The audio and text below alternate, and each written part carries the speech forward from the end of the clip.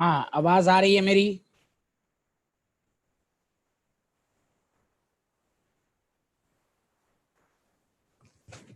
Hello, आवाज आ रही है student?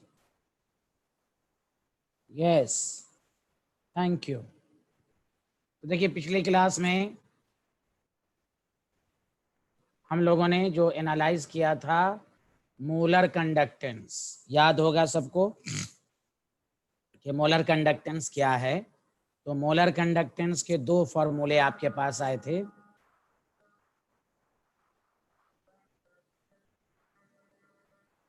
Lambda M kappa into V, kappa into 1000 by molarity, यही आया था आपके पास फॉर्मूला। यूनिट क्या होगा याद रखिएगा, एस सेंटीमीटर स्क्वायर पर मोल। यहीं तक मैंने आपको एनालाइज कराया था। Okay,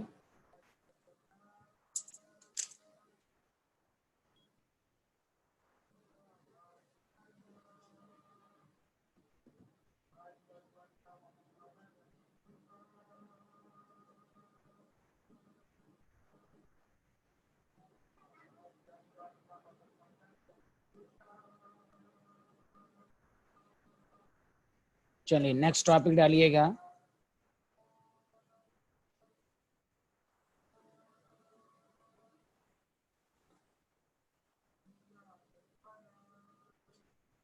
factor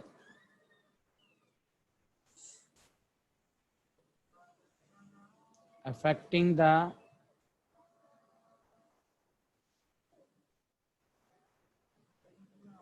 molar conductance, factor affecting the molar conductance। सबसे पहला लिखिए nature of electrolyte, nature of electrolyte. ठीक है, nature of electrolyte.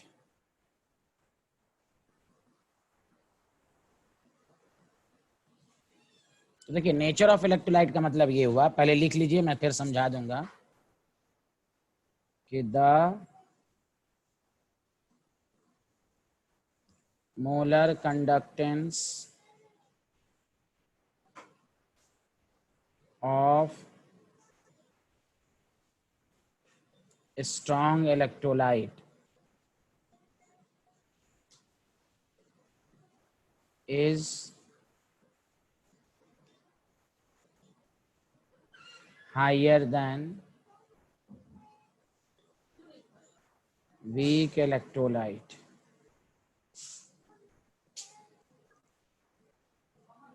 at the same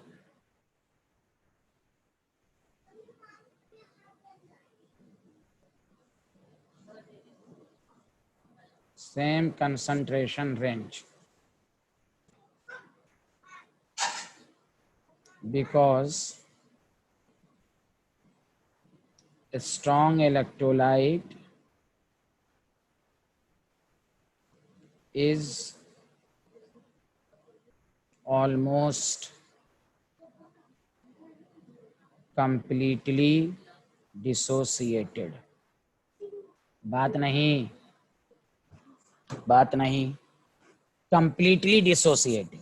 तो खुद सोचिए कि अगर आपके पास कोई कहे, जैसे देखिए एग्जांपल, अगर मैं कहूं कि 1m NaCl है आपके पास, और आपके पास 1m एसिटिक एसिड है, गौर से सुनिएगा, और आपसे कहेगा ऑर्डर ऑफ मोलर कंडक्टेंस बताओ, तो आप बताइएगा A greater than B, because NaCl is a strong. Organic compound जो होते हैं वो पार्शियली डिसोसिएट होते हैं, जब वो पूरी तरह डिसोसिएट नहीं होंगे तो कंडक्टिंग पावर ज्यादा नहीं होगी। कंडक्टिंग पावर का मतलब कोई भी आयंस कितना इजीली मूव किया। सबको समझ में आ रहा है? बताइए, पहला पॉइंट बात आया कि हम मोलर कंडक्टेंस के ऑर्डर के लिए हम क्या चेक करेंगे, कौन सा इलेक्ट्रोलाइट है, नेचर ऑफ इलेक्ट्रोलाइट। स्ट्रॉन्ग की मोलर कंडक्टेंस वीक इलेक्ट्रोलाइट से ज्यादा होगी। क्यों? स्ट्रॉन्ग ऑलमोस्ट कंप्लीटली डिसोसिएटेड होता है। अरे जल्दी रिस्पॉन्स करें, समझ में आया?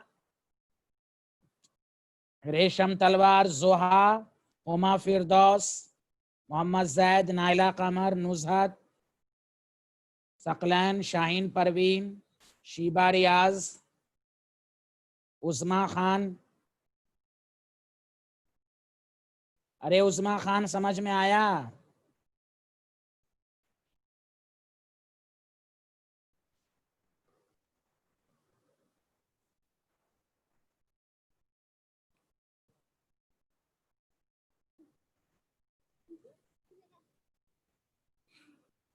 चलिए मैं इरेज कर दूं, इरेज कर दूं, यस या नो? लिख लिया आप लोगों ने?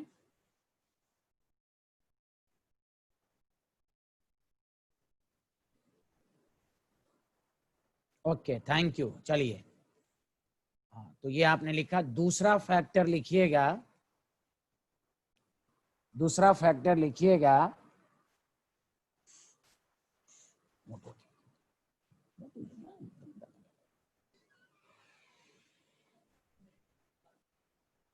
Size of ion. यहां देखिए दूसरा फैक्टर है साइज। मैं दोबारा रिपीट करता हूं, मोलर कंडक्टेंस में जब भी देखना है आपको तो कंडक्टिंग पावर देखना है। देखना यह है कि आयंस कितना इजीली माइग्रेट किया, आयंस कितना इजीली मूव किया। जितना इजीली मूव करेगा तो मोलर कंडक्टेंस, कंडक्टिंग पावर ज्यादा होगी। ये मेन की पॉइंट है। तो देखिए सारे लोग गौर से सुनिए। As the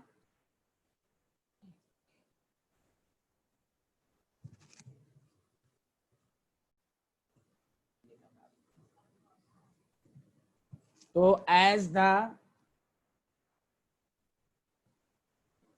size of ion increases, तो खुद सोचिए, फोर्स ऑफ अट्रैक्शन डिक्रीज होगा, कंडक्टिंग पावर जो होगी वो बढ़ेगी। कंडक्टिंग पावर अगर बढ़ेगी तो मोलर कंडक्टेंस भी बढ़ेगा। मतलब ये हुआ कि molar conductance directly proportional to size of ion. और देखिए अब एनसीईआरटी ये सब लिखता है, अब इसी पर क्वेश्चन दे देगा। अब इस पर क्वेश्चन एनसीईआरटी में डायरेक्ट नहीं है, लेकिन मोलर कंडक्टेंस किन बातों पर डिपेंड करता है ये सिलेबस में है। चूंकि अब बोर्ड में ऑब्जेक्टिव भी आएगा तो इस पर क्वेश्चन सब बनाएगा, इसलिए अब बोर्ड लेवल भी अगर पढ़ना है तो ऊपर ऊपर नहीं पढ़ना है आपको। तो साइज बढ़ेगा तो मोलर कंडक्टेंस बढ़ेगा। समझा? सारे लोग लिखें।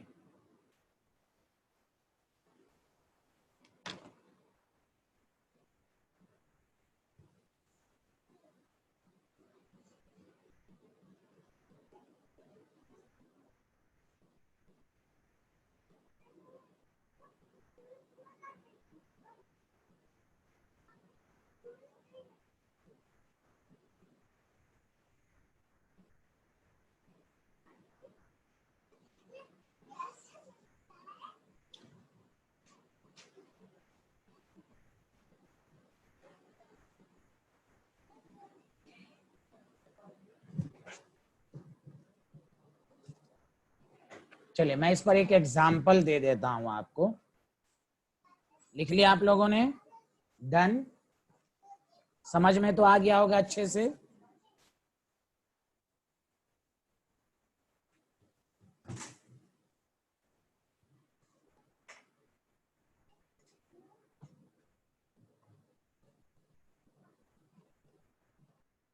चलिए अब आइए, जैसे एक एग्जाम्पल देखिए, मैं आपको अच्छे से समझाता हूं। ये जी मेंस का भी क्वेश्चन है और बोर्ड लेवल पर भी दे सकता है आपको। तो देखें सारे लोग,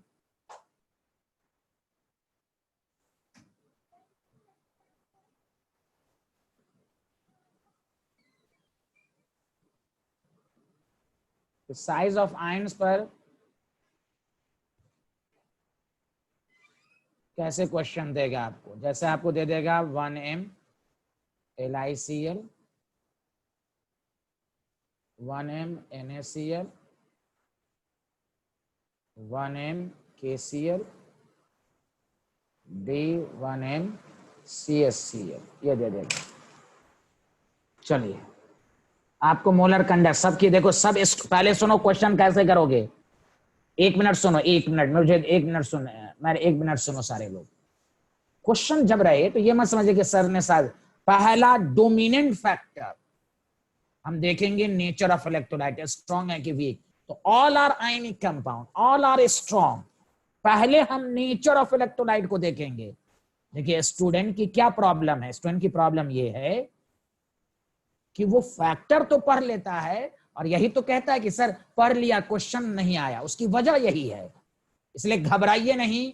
मैं अभी टेबल्स में आपको इस तरह भी लिखवाऊंगा सीक्वेंस, कि जब मोलर कंडक्शन का क्वेश्चन रहेगा तो हम प्रायोरिटी किसको देखेंगे।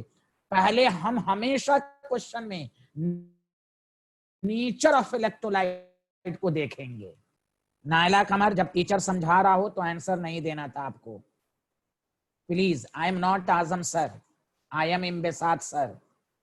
टीचर जब समझाए तो कंसेप्ट को समझिए प्लीज। अभी कहा था ना रुकने के लिए, ये सब खराब बात सब है, बेहारन दिमाग नहीं है। टीचर समझा रहा है, कंसेप्ट को समझें। तो जब भी क्वेश्चन रहे तो सबसे पहले हम क्या देखेंगे, नेचर ऑफ इलेक्ट्रोलाइट को, कि स्ट्रॉन्ग है या वीक है। ऑल आर स्ट्रॉन्ग कैसे पता चला, तो देखिए सब आयनिक कंपाउंड है, देख लीजिए। चलिए अब आप क्वेश्चन देखिए, तो ऑल, तब फिर साइज को देखेंगे। तो चलिए Naila Qamar, are you getting my point जो मैंने बोला आपको। जल्दी से रिस्पॉन्स करें, टीचर की बात सुनने के लिए आप आती हैं ना। हाँ, टीचर जब लॉजिक दे रहा हो तो अच्छे से समझिए, क्योंकि बाद में आपसे क्वेश्चन जब सॉल्व नहीं होगा तो फिर कहिएगा ये नहीं हुआ वो नहीं हुआ। तो लॉजिक को समझिए, टीचर जब बोले कि रुकना है तो रुकिए। जिसको मोहब्बत रहती है वही डांटेगा, वही बोलेगा। हम चाहते हैं कि अच्छे से आए, ये नहीं कि ऊपर ऊपर पढ़ लिया हो गया। चलिए भाई अच्छी बात है, सबको समझ में आ गया। उस्मा खान, रेशम तलवार, आप तो कुछ बोलते ही नहीं है, समझ में आया? समझ में आ रहा है केमिस्ट्री अच्छे से? All are clear, crystal clear. चलिए आंसर दीजिए, आंसर।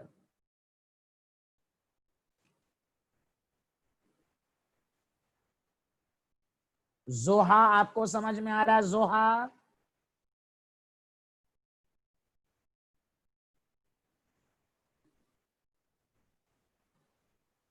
तो दिस इज, देखो साइज को देखो, तो तुम ऑर्डर ऑफ साइज पढ़े होगे ना 11th में। Li+ से बड़ी किसकी साइज होती है, Na+, K+ and CS+। Cl तो सब में सेम है। तो ऑर्डर सा order D, then C, then B, then A। This is the correct answer. Naila Qamar का आंसर सही है। तो जितना साइज बढ़ेगा तो मोर फोर्स, ये असल बात हुई। फैक्टर के नीचे आपको एग्जांपल कराया जा रहा है कि आपको अच्छे से समझ में आए। Are you getting my point everyone? कुछ तो बोलिए। हबीबुर रहमान, आप कहाँ थे पिछले क्लास में? सैटरडे को बहुत कम बच्चे पढ़ने के लिए आते हैं, सब घूमने जाते हैं। कल 10:30 क्लास है और 11:40 से सॉल्यूशन चैप्टर का रिवीजन है। आप Raoult's law, ideal, non ideal देख कर आएंगे।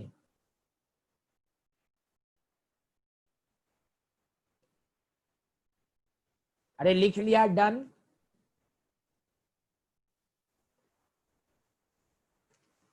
चलिए आप देखिए, ठीक है चलिए, जब मैं लिख दिया तब डन लिख रहे हैं। चलिए यहाँ देखें, तीसरा फैक्टर टेम्परेचर। ये तो मैं पढ़ा ही चुका हूं। टेम्परेचर का मतलब है कि जब टेम्परेचर बढ़ाते हैं, तो मैंने उस दिन भी बताया था, all inter ionic interaction, all inter ionic interaction decreases. तमाम इंटर आयोनिक इंटरेक्शन डिक्रीज करेगा। उससे क्या होगा, कंडक्टिंग पावर जो है वो बढ़ेगी, तो मोलर कंडक्टेंस भी बढ़ेगा, मतलब molar conductance directly proportional to temperature. जैसे मान लीजिए, एक मिनट सुनिएगा, एग्जाम्पल कोई दे दे, 1 MnAcL है एट 25 डिग्री सेल्सियस, आपसे यही सेम है, इलेक्ट्रोलाइट सेम है एट 40 डिग्री सेल्सियस, आपको यहां पर कहे मोलर कंडक्टेंस बताओ, तो B ग्रेटर देन A। ये दोनों स्ट्रॉन्ग इलेक्ट्रोलाइट है, सेम इलेक्ट्रोलाइट है, टेम्परेचर बढ़ाएंगे, फोर्स ऑफ अट्रैक्शन घटेगा, तो कंडक्टिंग पावर बढ़ेगी। कंडक्टिंग पावर बढ़ने का मतलब मूवमेंट बढ़ेगा, आयंस इजीली माइग्रेट करेगा, तो मोलर कंडक्टेंस बढ़ेगा। Are you getting my point? Are you getting my point, everyone? Thank you. Thank you very much. बहुत अच्छे आदमी हैं आप लोग, बहुत ही अजीम शख्सियत। फायका महविश आ रहा है आपको?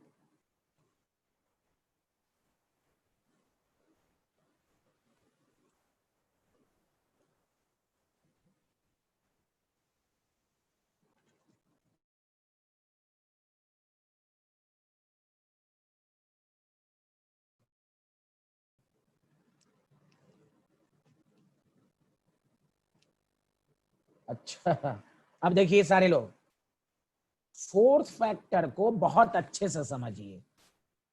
अफेक्ट ऑफ डाइल्यूशन बहुत इंपॉर्टेंट है, ये बहुत ही इंपॉर्टेंट। अफेक्ट ऑफ डाइल्यूशन,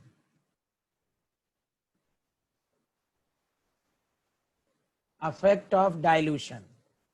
तो गौर से सुने सारे लोग, आपको मैंने बताया था ना, देखिए lambda M kappa into V dilution के डायरेक्टली प्रोपोर्शनल, और कप्पा इंटू 1000 बाई मोलारिटी। मैंने पिछले क्लास में यही तो पूछा था, 1 MnAcL और 2 MnAcL, कंडक्टिंग पावर किसका ज्यादा होगा? 1m। तो आज आप रीजन के साथ पढ़ेंगे, तो लिखिए, when solution is diluted, then separate, then separation of ion increases, due to which, ये लाइन याद रखिए, डिसोसिएशन। डिसोसिएशन का मतलब ही हुआ अलग हो जाना।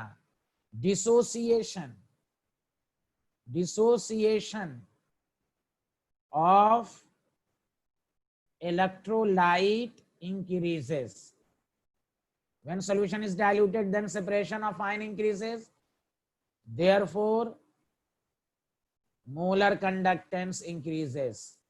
तो याद रखिए conclusion, molar conductance directly proportional to dilution and inversely proportional to concentration. This is the conclusion. Are you getting my point?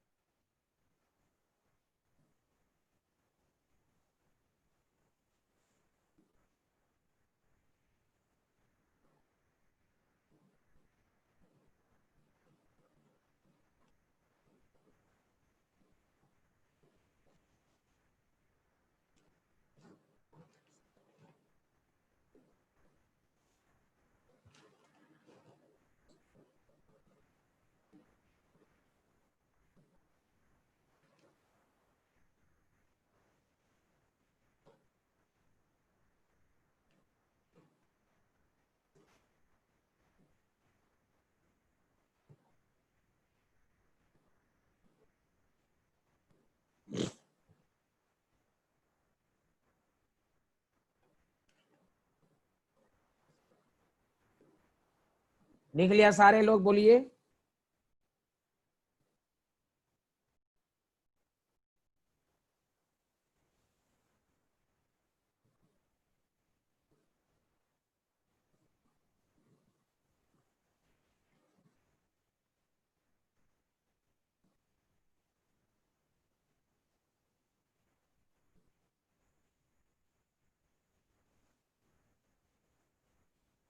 जैसे आपको एग्जाम्पल कोई दे, जैसे उस दिन की तरह, मैं एक एक एग्जाम्पल सब करवा देता हूं कि आपको समझ में आए। 2MnAcL इलेक्ट्रोलाइट सेम है, ऑर्डर ऑफ मोलर कंडक्टेंस पूछा जाए तो अब क्या बताइएगा, ए ग्रेटर देन बी। लिख लीजिए सारे लोग, लिख लिया, जल्दी बोलिए। ओके, आगे बढ़ें। लिख लिया था ना एग्जाम्पल, कि नहीं लिखा था?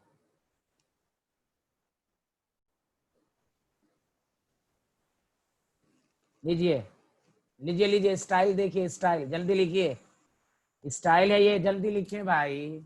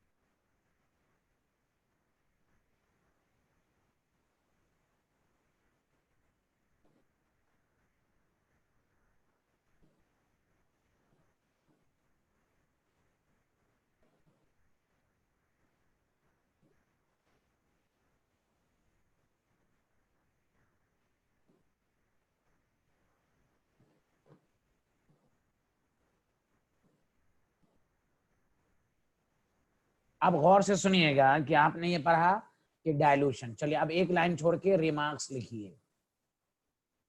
ये 4 फैक्टर आप याद रखिएगा। नंबर 1, ये 4 फैक्टर तो आपको समझ में आ ही गया। अब देखिए नंबर 1 ये है, गौर से सुनिएगा, एक वर्ड आता है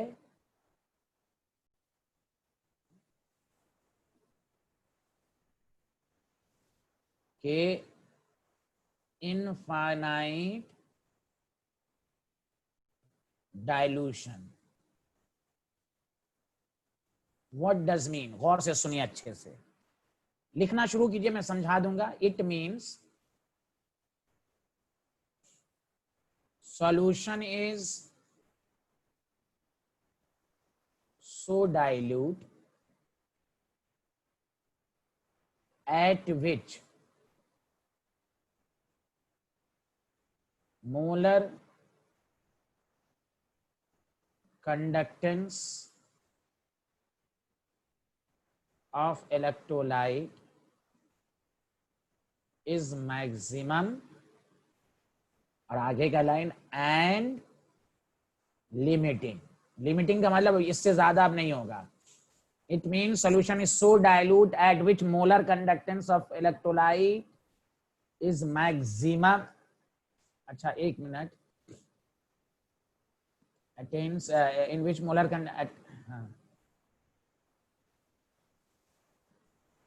यहां पर वर्ड लिख लीजिए, attains maximum and limiting value.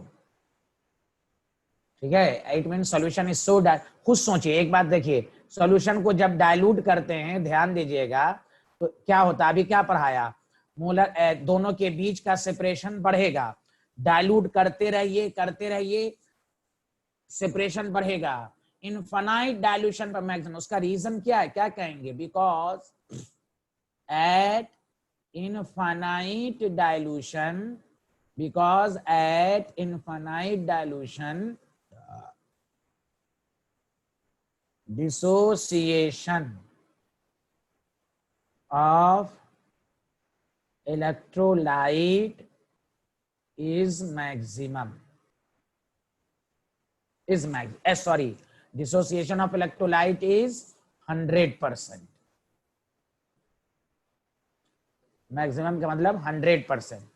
देखिए याद रखिएगा, जब सॉल्यूशन को डाइल्यूट करते हैं तो डिसोसिएशन बढ़ता है, लेकिन इनफाइनाइट डाइल्यूशन पर 100% हो जाता है। बताइए सब लोग, इनफाइनाइट डाइल्यूशन का मतलब समझ में आया कि नहीं? जल्दी बोलिए, बोलिए बोलिए। इनफाइनाइट डाइल्यूशन का मतलब मोलर कंडक्टेंस की वैल्यू वहां पे मैक्सिमम होगी और लिमिटिंग होगी, फर्दर इंक्रीज नहीं करेगी। अरे बोलिए, आया समझ में? इसमें ये भी लिख लीजिएगा,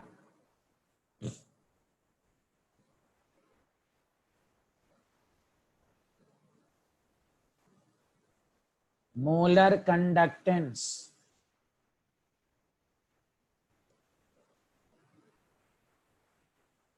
of electrolyte at infinite dilution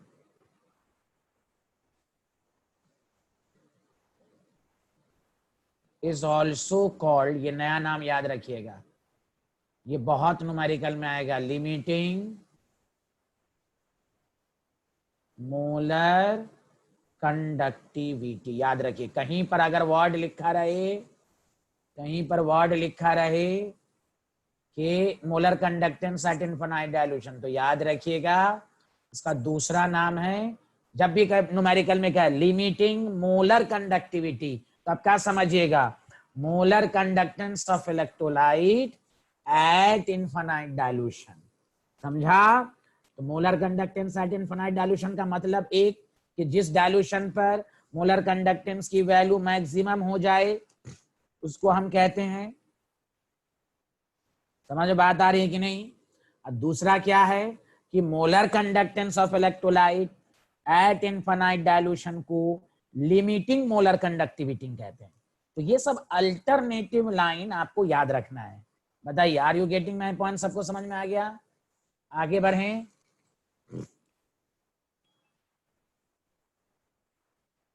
लिख लिया? बोलिए, सबको अच्छे से आ गया समझ में?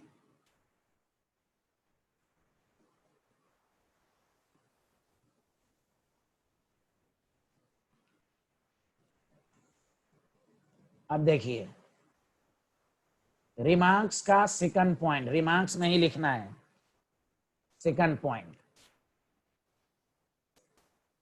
अब जो मैं पॉइंट बोल रहा हूं गौर से सुनिए, सारे लोग बोलिए, कंडक्टिविटी को हम क्या कहते हैं? कप्पा से डिनोट करते हैं, याद है सबको?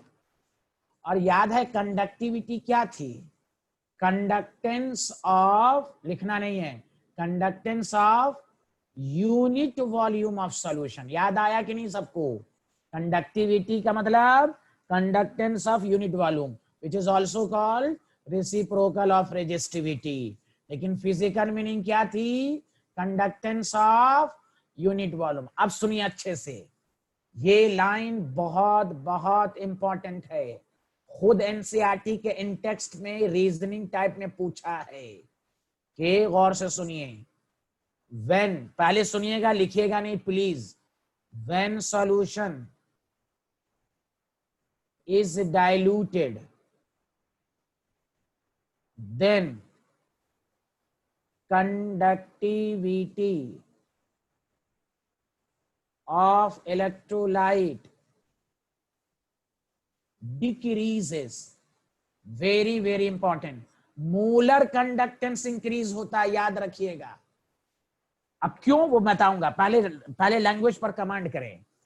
कंडक्टिविटी कप्पा को कहते हैं, मोलर कंडक्टेंस लेमडा, दोनों अलग अलग चीज हैं।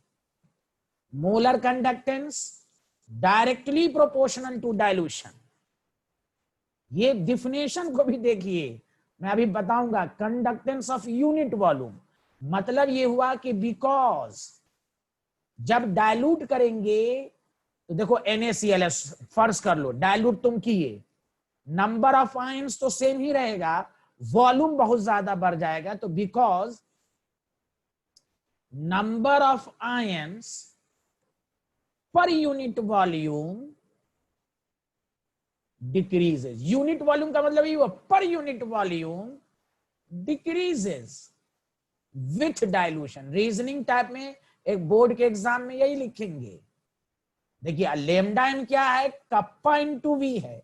अब फॉर्मूले से पहले देखो, चलो एक दफा और समझो, कप्पा इंटू वी, तो बताओ कप्पा क्या हो जाएगा। एक मिनट रुको, एक मिनट रुको, सुनो, लिखना मत, मैं दोबारा अच्छे से समझाता हूं, प्लीज सुनिए अच्छे से प्लीज। मैं पहले आपको फॉर्मूले से समझाता हूं मैथमेटिक्स, फिर फिजिकल मीनिंग से समझाऊंगा। ये बहुत इंपॉर्टेंट है, स्टूडेंट कंफ्यूज करते हैं।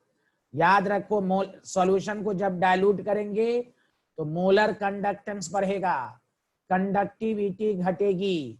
प्लीज सुने, यहां देखो सारे लोग, lambda M is equal to kappa into we.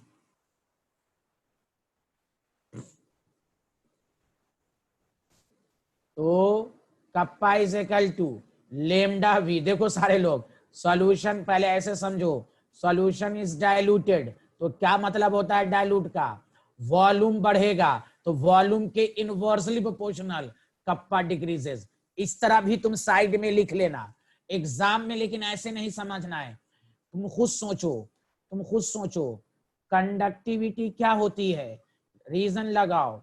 जैसे क्या होता है, मोलारिटी क्या होता है, number of moles per unit volume, per unit volume पर लीटर ऑफ सॉल्यूशन। तो सॉल्यूशन डाइल्यूटेड, मोलारिटी डिक्रीजेस, वही हाल यहां पर है। Conductivity is the conductance, is the conductance of unit volume of solution।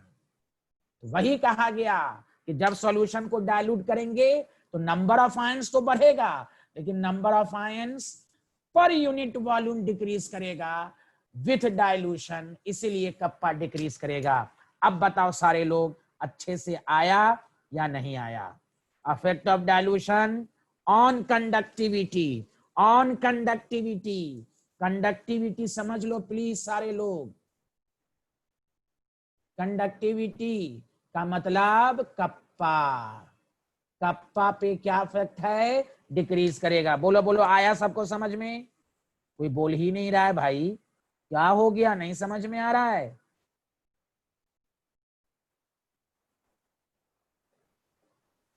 What is the effect of dilution on conductivity?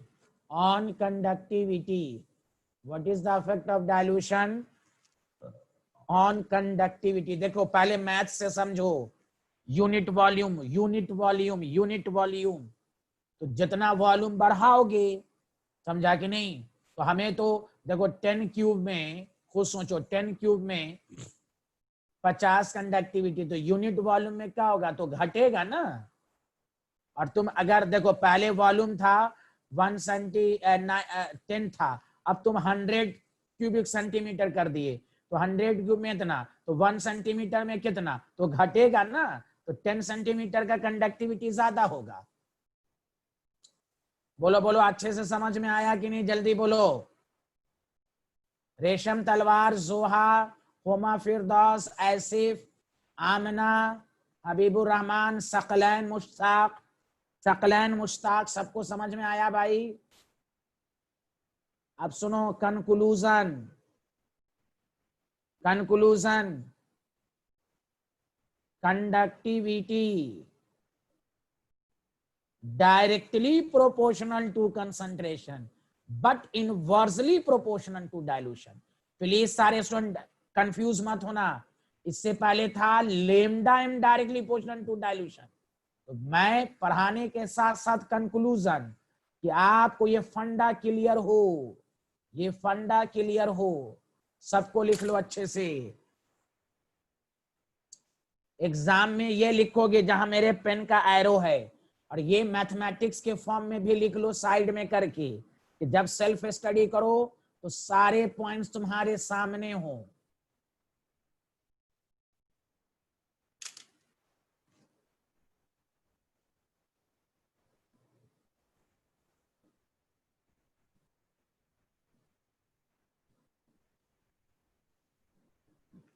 लिख लिया? बोलिए सारे लोग। तो याद रखोगे ना, डायलूशन का इफेक्ट लेमडा पर और कप्पा पर कोई दिक्कत तो नहीं है। Effect of dilution on kappa on molar conductance. Molar conductance directly proportional, conductivity inversely. आगे बढ़े, जल्दी बोलो।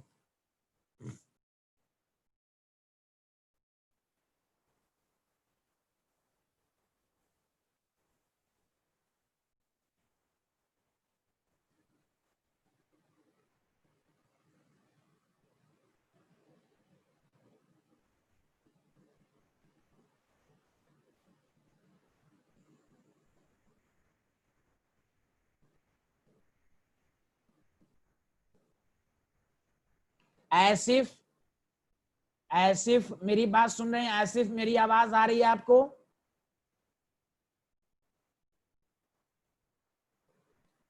आप मुझे अपना नंबर व्हाट्सएप करेंगी आज 278642। ये मेरा नंबर है, दिखा आपको? आज क्लास करने के बाद मुझे अपना नंबर व्हाट्सएप करेंगी। आसिफ सुन रही हैं?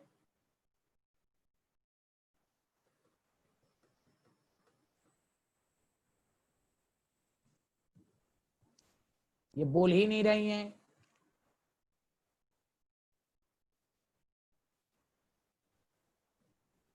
Thank you.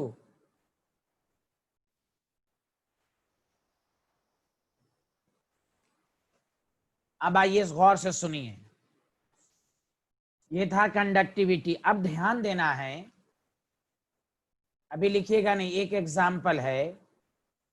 अभी मैंने आपको पढ़ाया 1m NaCl है आपके पास और 1m एसिटिक एसिड है। सारे लोग जल्दी बोलिए, किसका मोलर कंडक्टेंस ज्यादा, ए या बी? जल्दी बोलो, ए या बी? बोलो बोलो। ए का। बहुत अच्छे, बहुत अच्छे, ए का है। अच्छा बात। अब सुनो, ठीक है ठीक है, ए का है। अब सुने, जैसे ये 1m NaCl है, अगर हम इसके सॉल्यूशन को डाइल्यूट करें तो मोलर कंडक्टेंस, और वीक इलेक्ट्रोलाइट के सॉल्यूशन को डाइल्यूट करें तो बताओ दोनों के किसका मोलर कंडक्टेंस बढ़ेगा? एक तो अगर इस पर अब मुकाबला हो तो ए ग्रेटर देन बी। अब हम पूछ रहे हैं effect of dilution on A, effect of dilution on B, किसकी मोलर कंडक्टेंस बढ़ेगी? सब लोग बताइए। मोलर कंडक्टेंस वीक इलेक्ट्रोलाइट की बढ़ेगी डाइल्यूशन के साथ साथ, कि स्ट्रॉन्ग की बढ़ेगी, कि दोनों की बढ़ेगी?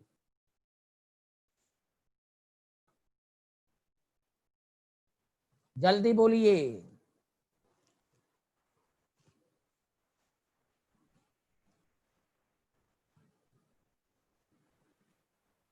हाँ वेरी गुड, गौर से सुने, याद रखिए। हाँ अब एकदम अच्छे से पढ़िएगा। When solution is diluted, molar conductance of electrolyte increases. Strong का भी बढ़ेगा और वीक का भी बढ़ेगा, बट वेरिएशन में फर्क होगा। स्ट्रॉन्ग स्लोली बढ़ेगा। क्यों? ये तो ऑलमोस्ट डिसोसिएटेड है। जैसे समझो कोई 100 में 90 नंबर लाया, वो डाइल्यूट होने पर 90 से 100 आया, और ये बेचारा 1% डिसोसिएटेड है, 5%। अब इसको ये डाइल्यूशन के साथ साथ 100 या 90 हो गया, ये तेजी से बढ़ेगा, दोनों का बढ़ेगा, point to be noted. But weak का तेजी से बढ़ेगा। क्यों? अब उसी का ग्राफ अब हम लोग पढ़ेंगे। क्योंकि स्ट्रॉन्ग तो ऑलरेडी डिसोसिएटेड है, स्ट्रॉन्ग तो ऑलरेडी डिसोसिएटेड है। वीक का देखो, याद होगा सॉल्यूशन चैप्टर में K is equal to C alpha square था कि नहीं? देखो देखो, डिसोसिएशन अल्फा पर डिपेंड कर रहा है कि ये वीक इलेक्ट्रोलाइट के लिए है, याद है कि नहीं? स्ट्रॉन्ग का अल्फा कंसंट्रेशन से मतलब नहीं है, वीक का अल्फा कंसंट्रेशन से मतलब है। प्लीज गौर से सुने अच्छे से। तो इसलिए आप टॉपिक डालिए, सारे लोग टॉपिक डालिए। Affect of dilution. अब तक था अफेक्ट ऑफ डाइल्यूशन, या तो क्या था कि solution is diluted, molar conductance of electrolyte increases. तो आप कोई क्रॉस क्वेश्चन करेगा कि भाई इलेक्ट्रोलाइट तो दो होता है, वीक और स्ट्रॉन्ग, किसका बढ़ेगा? कहीं दोनों का बढ़ेगा, बट बढ़ने के वेरिएशन में फर्क होगा। तो टॉपिक है effect of dilution on molar conductance of weak and strong electrolyte. ये टॉपिक डालिए, ये टॉपिक डालिए, ये टॉपिक डालिए सारे लोग। 1 मिनट, टॉपिक डालिए।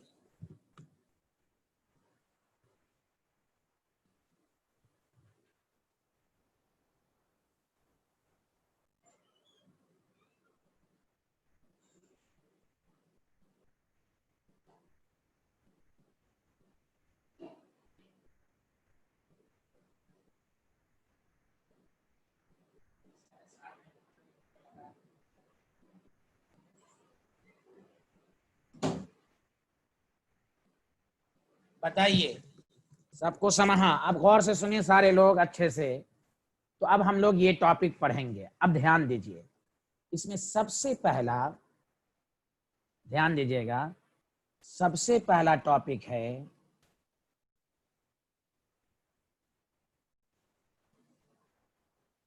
पहले टॉपिक डालिए स्ट्रॉन्ग इलेक्ट्रोलाइट।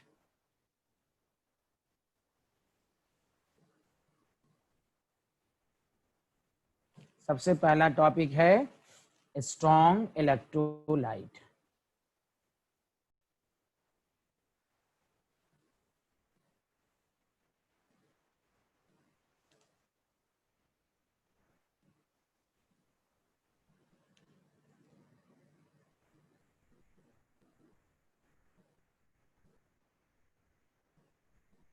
समझा कि नहीं? तो याद है, इसमें लिखना शुरू कीजिए। When solution is diluted, then molar conductance of strong electrolyte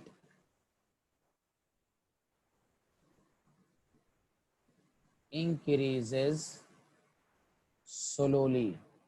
This line is important. बढ़ेगा लेकिन slowly।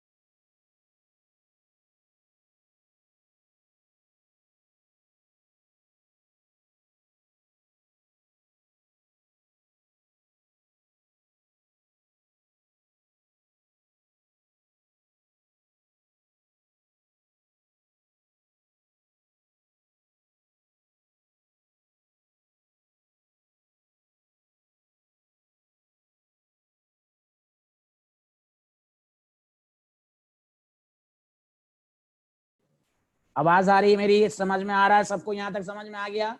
जल्दी बोलो भाई, आवाज आई?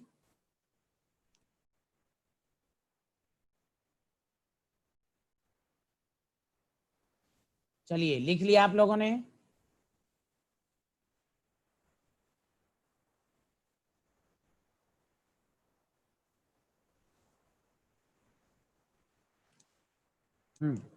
मैं इसमें आगे वाला जो लाइन लिखता हूं वो मैं आपको समझाऊंगा, पहले मैं लिख देता हूं। Due to which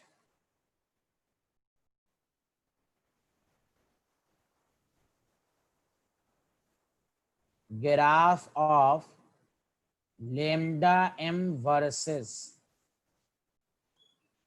route c is linear.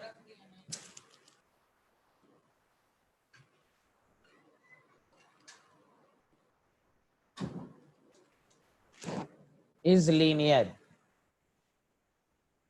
ये पॉइंट मैं अभी बाद में समझाऊंगा। Therefore lambda m infinity, infinite dilution, is obtained directly. Directly का मतलब बाई एक्सट्रापोलेशन, ग्राफ से डायरेक्टली। और आपको मालूम है कि इसका लेमडा m डायरेक्टली पहुंचे, चूंकि अल्फा ऑलमोस्ट इसका 1 होता ही है इनफाइनाइट पे, तो अल्फा इसका 1 होगा ही स्ट्रॉन्ग का, इसलिए मैक्सिमम वैल्यू हम डायरेक्टली ऑब्टेन कर लेंगे। समझा कि नहीं? अब वो मैं ये 2 लाइन का ग्राफ कैसे आएगा वो मैं आप समझाऊंगा। यहां तक लिख लिया?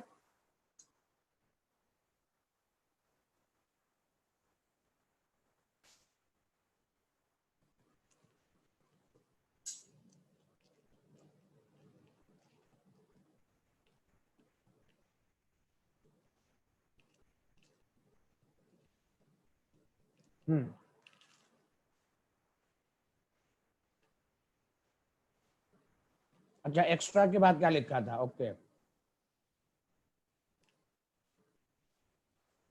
एक्स्ट्रापोलेशन। एक्स्ट्रापोलेशन का मतलब ग्राफ।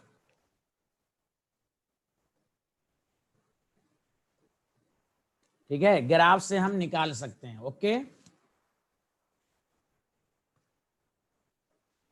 अभी बताएंगे, ये लास्ट का 2 लाइन को हम दोबारा समझाएंगे, घबराइएगा नहीं।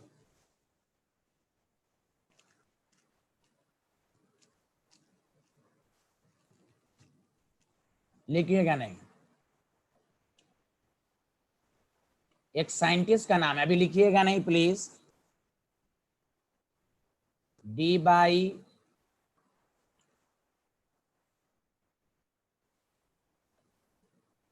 हकल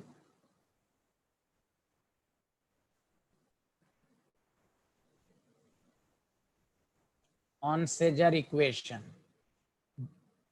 और आईआईटी के एग्जाम पे डायरेक्टली ये क्वेश्चन आया था। ये साइंटिस्ट का नाम याद रखो, डी बाई हकल ऑनसेजर इक्वेशन। तो उन्होंने एक रिलेशन दिया था, गौर से सुनो। तो मैं इसलिए ग्राफ के लिए जगह नहीं था इसलिए मैंने नहीं समझाया। Lambda M C, lambda M at C concentration is equal to lambda M infinity minus B root C, ये इक्वेशन है। एक तो ये इक्वेशन तुम्हें एकदम जुबानी याद हो, इसी से मैं ग्राफ को समझाऊंगा, पहले समझो प्लीज। समझा? बी क्या है? तो वही है Debye हकल Onsager constant. Okay, लेकिन पेपर टफ बनाएगा तो दे देगा बी डिपेंड्स अपॉन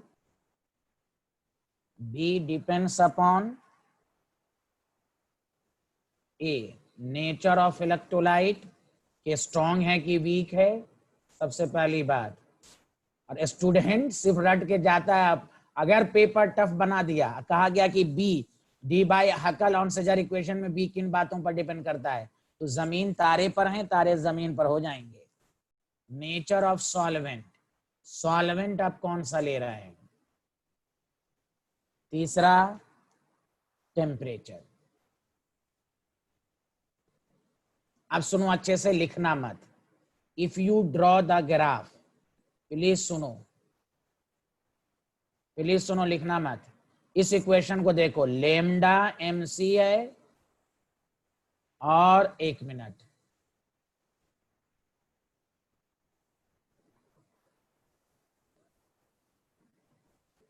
प्लीज सुने अभी।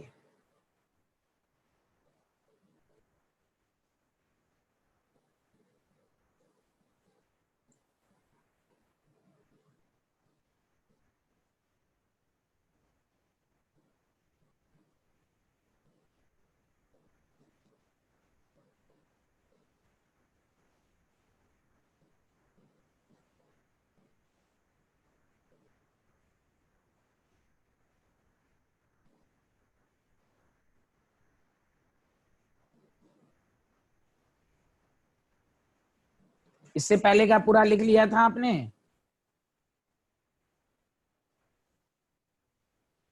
अभी लिख लिया था?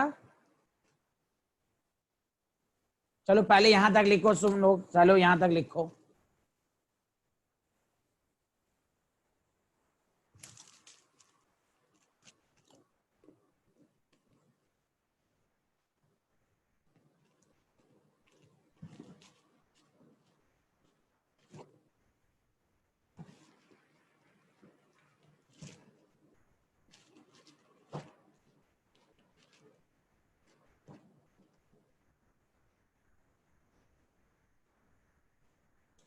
लिख लिए? सच सच बताओ, लिख लिए?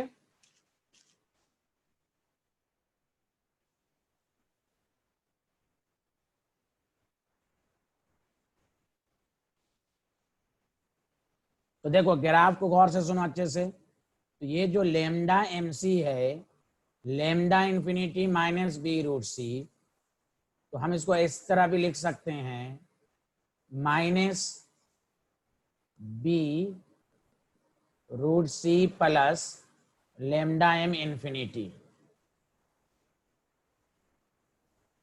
अब देखो इधर, if you draw the graph lambda mc, graph को प्लीज सुनो अच्छे से देखना, और वाई एक्स एक्सिस जो है वो रूट सी है, कहीं पर सी पे पावर हाफ, कहीं पर मोलारिटी पे पावर हाफ, तो कंसंट्रेशन के साथ। अब सुनो, तुम्हें कोई कंफ्यूज करेगा कि सर डाइल्यूशन है, तो भाई कंसंट्रेशन के साथ साथ घटेगा, तो तुम इसमें उल्टा बना दो ऐसे, तो ग्राफ क्या हो जाएगा? डाइल्यूशन का। प्लीज सुनिए अच्छे से, बहुत इंपॉर्टेंट लाइन है। तो देखिए ग्राफ जो आता है ना एकदम लीनियर, एक मिनट,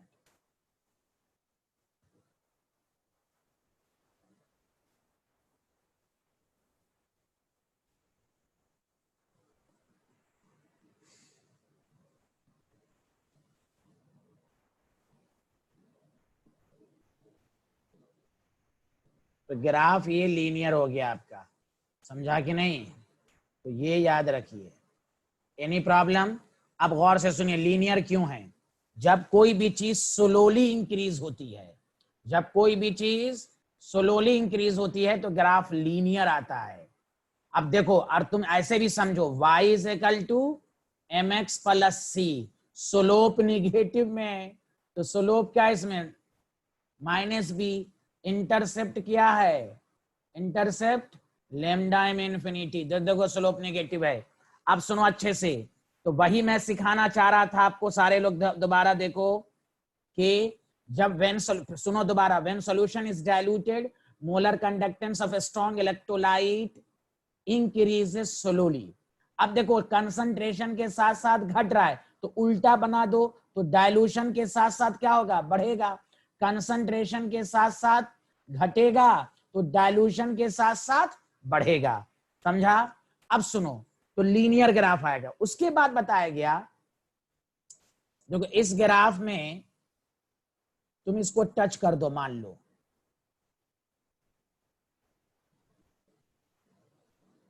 तो ये यहां पर मोलर कंडक्टेंस की वैल्यू क्या? मैक्सिमम। मतलब यहां पर जो मोलर कंडक्टेंस है वो इंफिनिटी। यही लिखा गया था लास्ट लाइन कि molar conductance at infinite dilution आप डायरेक्टली ऑब्टेन कर सकते हैं, क्योंकि क्योंकि क्योंकि जो है कि ये जो ग्राफ होगा वो लीनियर होगा, स्ट्रेट लाइन होगा। तो आप स्ट्रेट लाइन जब होगा तो आप उसको टच करा सकते हैं ग्राफ को, और जहां पर टच कराएंगे तो देखो वाई एक्सिस पर मोलर कंडक्टेंस की वैल्यू यहीं पर मैक्सिमम है। That the reason molar conductance at infinite dilution, molar conductance at infinite dilution obtained directly, molar conductance obtained directly। इसीलिए चलो ग्राफ बना लो, आप चलो लिखना शुरू करो। सबको समझ में आ गया होगा, मुझे उम्मीद है सबको समझ में आ गया होगा। बोलो बोलो, सच सच बोलो, झूठ मत बोलना।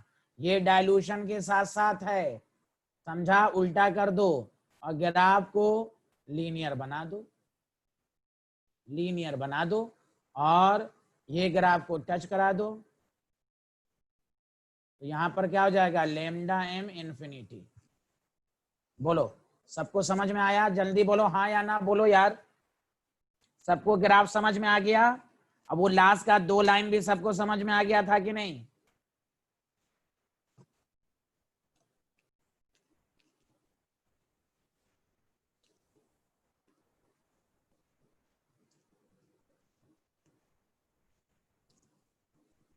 रेशम तलवार,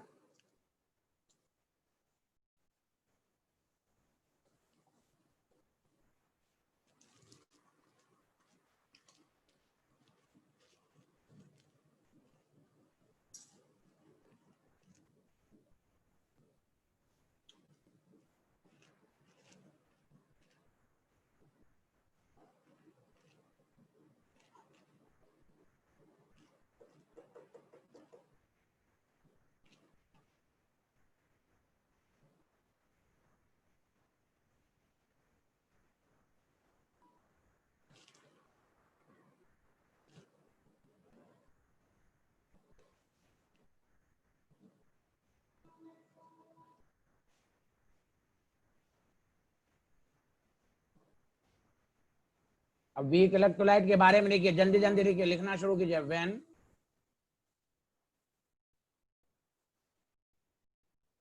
when solution is diluted, then molar conductance of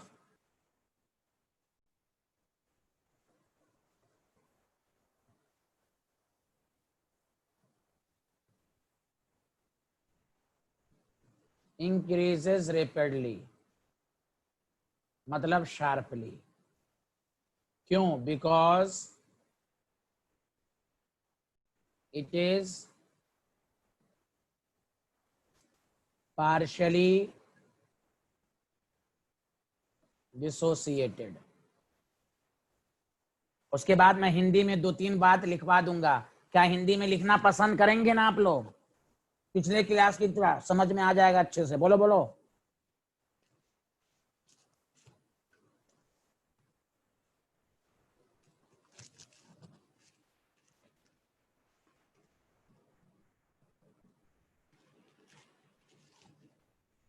पहले पूरा अच्छे से लिख लो, फिर कंक्लूजन में लिखा दूंगा, उससे क्या होगा, डाउट क्लियर होगा। When solution is diluted, molar conductance of weak electrolyte increases rapidly, due to which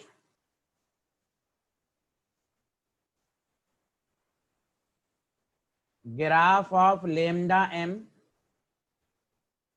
versus root c is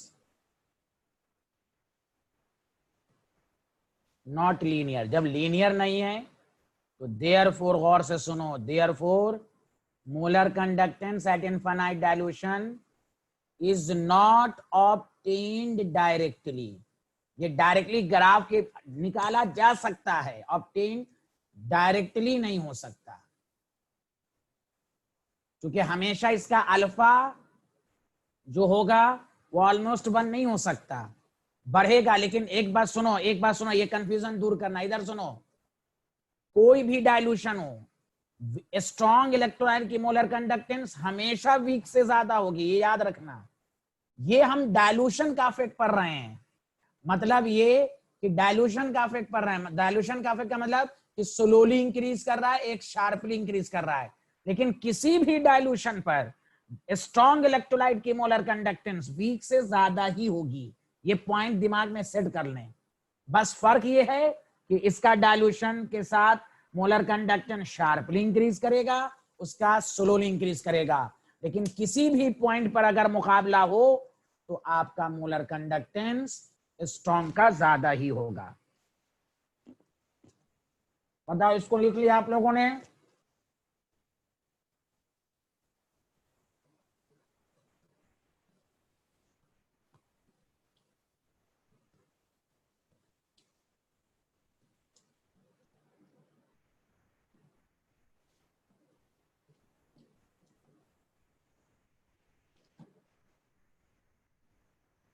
अब देखो इधर,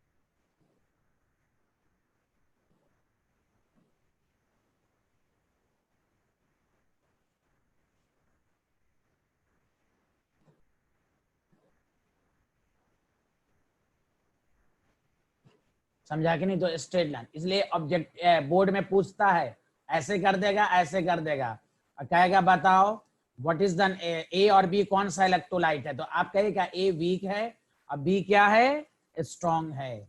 इस तरह क्वेश्चन बना के पूछ सकता है। तो यहाँ खुद देख लीजिए, यहाँ खुद देख लीजिए, टच कहाँ करेगा? देखिए टच कर रहा है, नहीं, ये ऊपर ही जा रहा है, ऊपर ही जा रहा है, टच नहीं कर रहा है।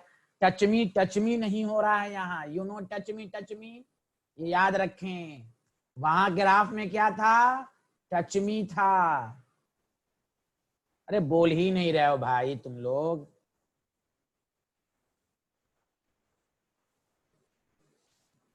बोलिए बोलिए, समझ में आ रहा है कि नहीं? यहाँ टच नहीं कर रहा है, तुम दिखा सकते हो कि ग्राफ में जो है, एक मिनट, ग्राफ में टच मी नहीं हो रहा, ये ऊपर ही बढ़ रहा है। उस वाले ग्राफ में क्या था? लीनियर था, तो देखो टच करेगा। बोलो। तो वही कहा गया कि मोलर कंडक्टेंस यहाँ डायरेक्टली ऑब्टेन हो सकता है और वीक में इन डायरेक्टली ऑब्टेन नहीं हो सकता, यही समझाया गया। बताओ, ग्राफ अच्छे से समझ में आया? ग्राफ अच्छे से समझ में आया कि नहीं आया? बोलो।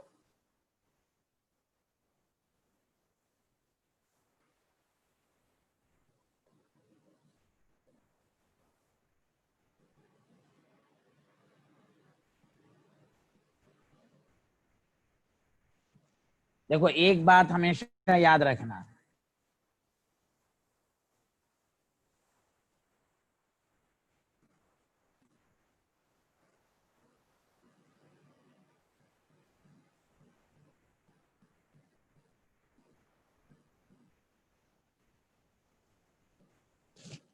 देखो एक पॉइंट दिमाग में रखना कि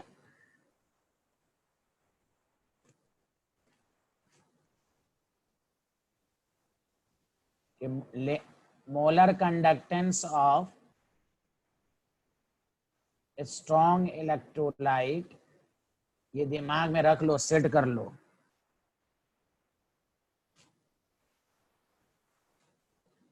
is always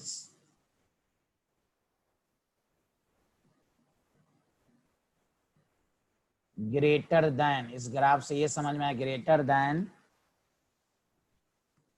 वीक इलेक्ट्रोलाइट। हाँ, बस फर्क ये है कि डायलूशन के इंक्रीज करने पर स्ट्रॉन्ग इलेक्ट्रोलाइट की मोलर कंडक्टेंस वीक इलेक्ट्रोलाइट की तरह उतना इंक्रीज नहीं हो पाता, लेकिन मुकाबला होगा तो किसी भी डाइल्यूशन पर ये इंक्रीज होगा। बताओ सबको समझ में आया? ये याद रखना, कोई कंफ्यूज करे कि इनफाइनाइट डाइल्यूशन पर भी वीक और स्ट्रॉन्ग में किसकी मोलर कंडक्टेंस ज्यादा होगी? तो स्ट्रॉन्ग की ज्यादा होगी। बोलो बोलो, आया समझ में अच्छे से?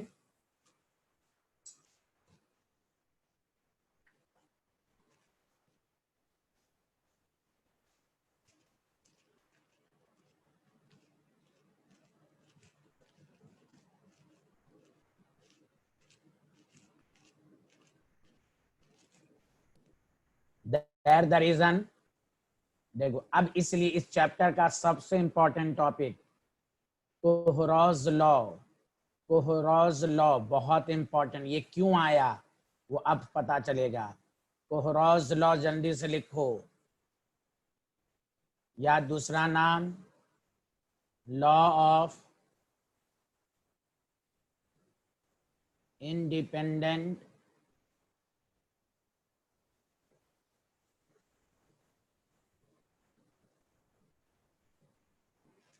Of ion.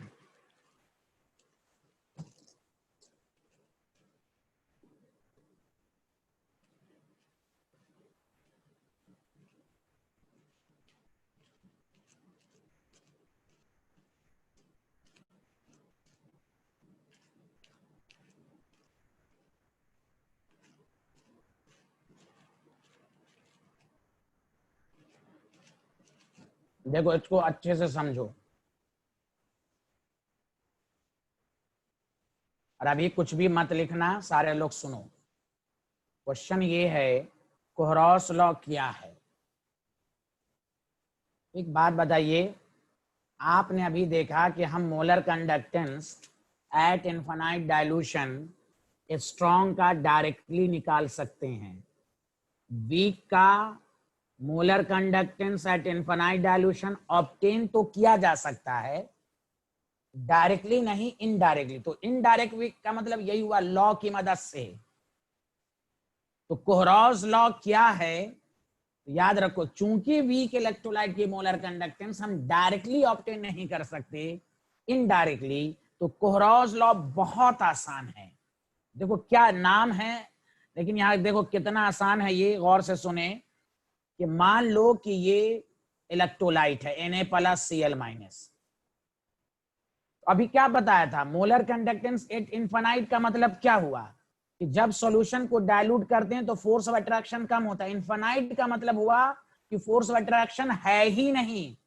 तो कोई कंफ्यूज करेगा, अरे केटाइन एनाइन है, ये है तो क्या हुआ?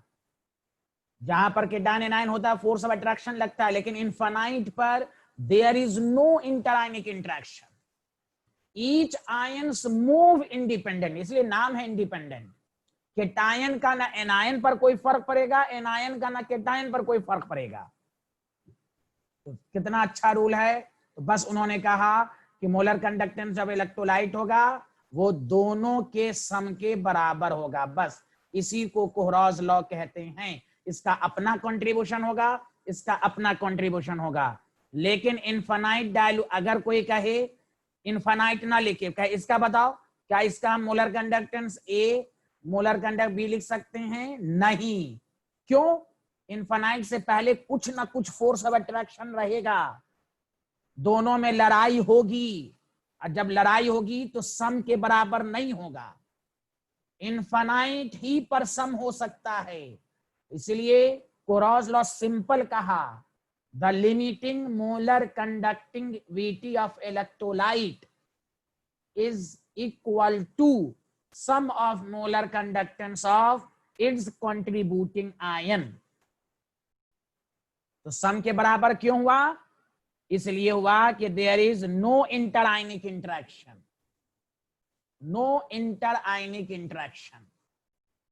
इसलिए याद रखिए कोहरास लॉ बहुत आसान है, नाम है इसलिए याद रखिएगा। पहली बात, कोहरास लॉ किस डाइल्यूशन के लिए वैलिड है? इनफाइनाइट के लिए। किसके लिए? इनफाइनाइट के लिए। इसलिए याद रखिए इनफाइनाइट डाइल्यूशन पर किसी भी कंपाउंड का मोलर कंडक्टेंस जो होगा वो तमाम आयंस के सम के बराबर होगा। पहले बताओ, जो मैंने थ्योरेटिकली समझाया वो सबको समझ में आया कि नहीं? जल्दी बोलो।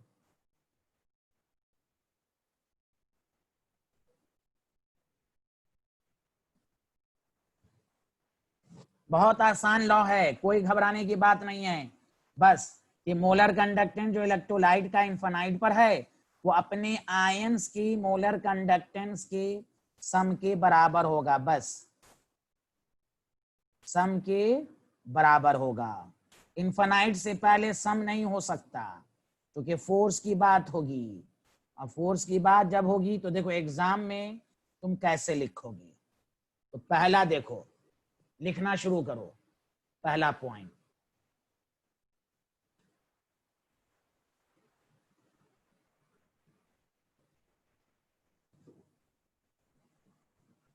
at infinite dilution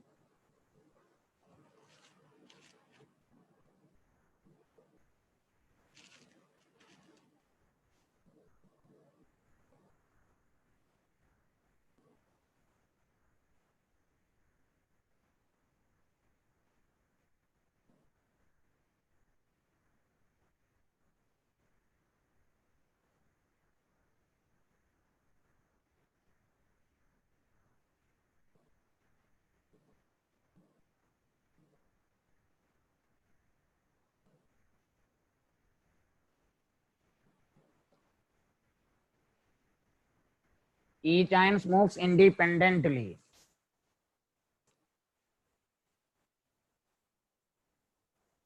Then तो एग्जाम में ये नहीं लिखना है, एग्जाम में सेकंड पॉइंट से लिखना है।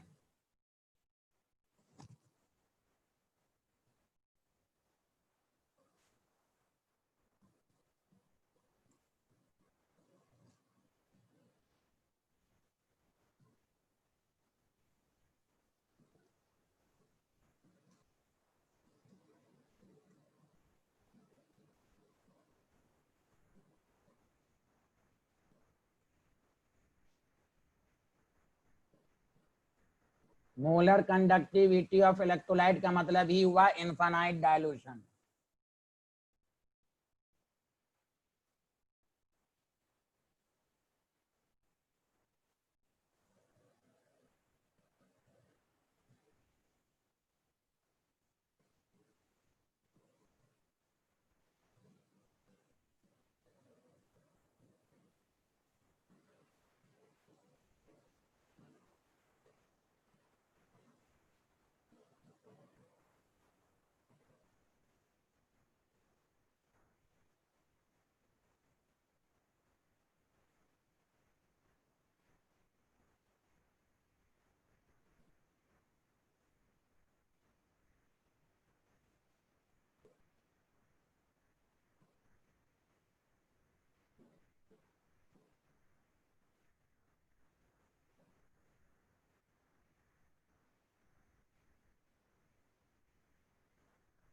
जब भी एग्जाम में कोहरॉस लॉ लिखने को आए आप यहां से लिखिएगा। ऊपर वाला लाइन मैंने रीजन के साथ बताया कि क्यों सम होगा।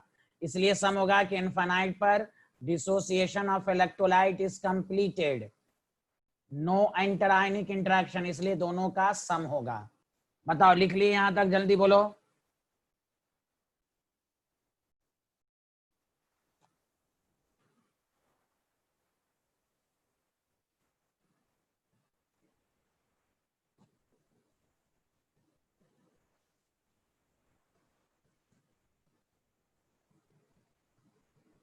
जैसे एग्जांपल पहले लॉ में कि लेमडा एम इंफिनिटी ए और बी इलेक्ट्रोलाइट है, तो क्या हो जाएगा? Lambda M infinity A plus and lambda M infinity B minus. समझा? ये जनरल आपका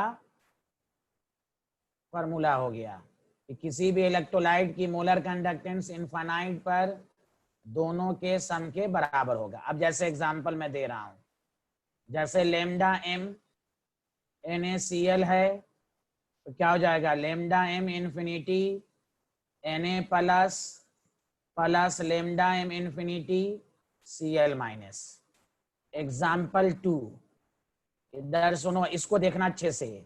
BaCl2 है तो lambda M infinity Ba plus 2, सुनो अच्छे से, कोफिशिएंट 2 है तो 2 इंटू होगा, 2 into Cl minus. Example third, lambda M infinity Al2SO4 3, क्या लिखेंगे, 2 है, एल के आगे 2 कोफिशिएंट है, मोलर कंडक्टेंस +3, 3 इंटू, कितना आसान है लॉ, सॉरी, तो lambda M infinity SO4 2 minus. बोलो अच्छे से आया कि नहीं सबका सम?